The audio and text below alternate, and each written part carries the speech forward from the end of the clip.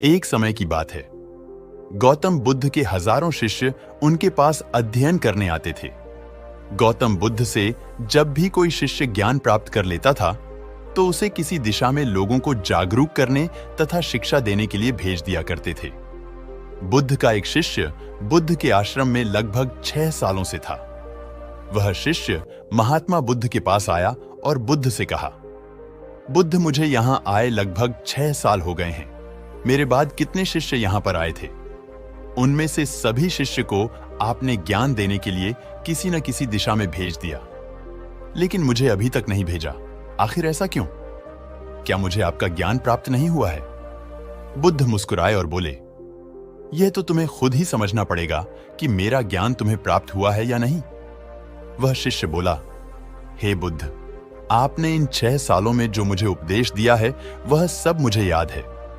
आपकी बताई हुई एक एक बात मुझे सब याद है।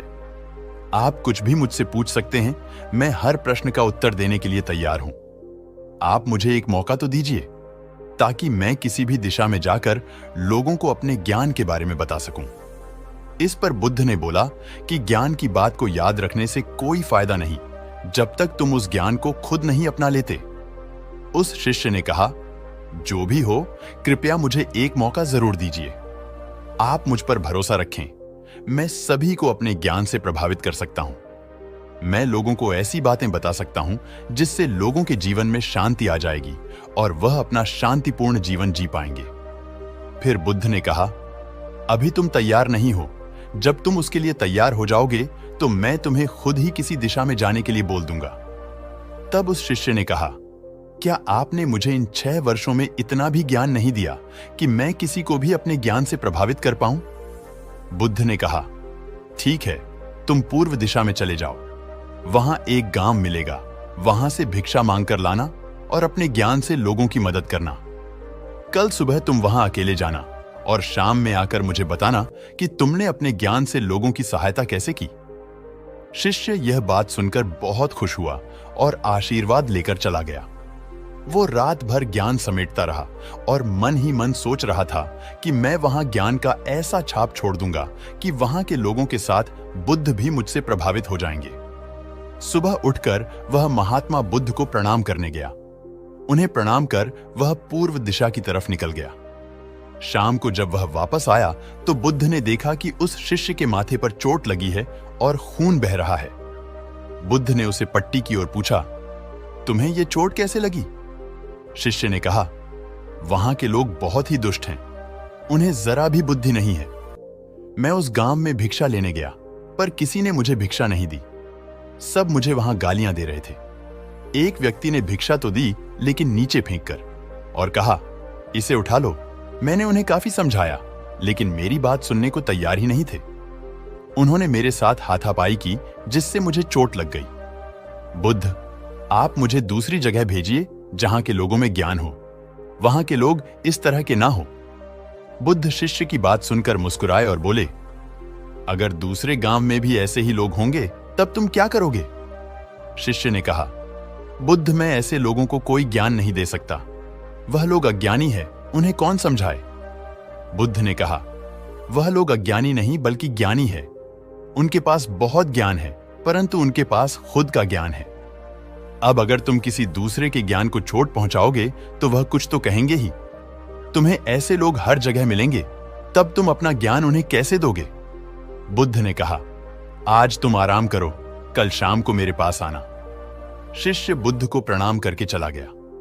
अगली शाम जब वह वापस बुद्ध के पास आया, तब वहां बुद्ध के एक और शिष्य मौजूद थे। उसके हाथ में भी चोट लगी हुई थी। बुद्ध ने शिष्य के हाथ पर चोट देख उस पर पट्टी की और उससे पूछा, तुम्हें यह चोट कैसे लगी? उस शिष्य ने कहा, आपने पूर्व की ओर एक गांव में मुझे जाने के लिए कहा था, तो वहीं मुझे चोट लगी। बुद्ध ने कहा, वहां तुम्हारे साथ क्या क्या हुआ, तुम मुझे बताओ। उस शिष्य ने कहा, वहां पर मैंने सबसे भिक्षा मांगी, लेकिन किसी ने भी भिक्षा नहीं दी। एक व्यक्ति जिसने भिक्षा दी भी तो मुझे जमीन पर फेंक कर दी और कहा, उसे उठा लो, तो मैंने उसे उठाकर अपने झोले में रख लिया और मैंने उसे सफल होने का आशीर्वाद दिया। तब उस व्यक्ति ने मुझसे कहा, आप बड़े अजीब लगते हो। मैं आपका अपमान कर रहा हूं और आप मुझे आशीर्वाद दे रहे हो। तो मैंने उनसे कहा कि आप दानी हो, आपने मुझे दान दिया है, इसीलिए मैं आपको आशीर्वाद दे रहा हूं। फिर मैं वहां से आगे गया तो कुछ लोगों ने मुझे वहां से वापस जाने के लिए कहा। उन्होंने मुझे कुछ अपशब्द कहे और मुझ पर पत्थर भी फेंके, जिससे मुझे चोट लग गई। और जब मैं वापस आ रहा था तब रास्ते में मैंने एक मां को रोते हुए देखा। वह अपने बीमार बच्चे को लेकर चिंतित थी। मैं तुरंत जंगल में जाकर उसके लिए जड़ी बूटी लाया, लेकिन वहां के कुछ लोग जड़ी बूटी देने नहीं दे रहे थे। फिर मैंने उनसे विनती की वह मुझे उस बच्चे का इलाज करने दें।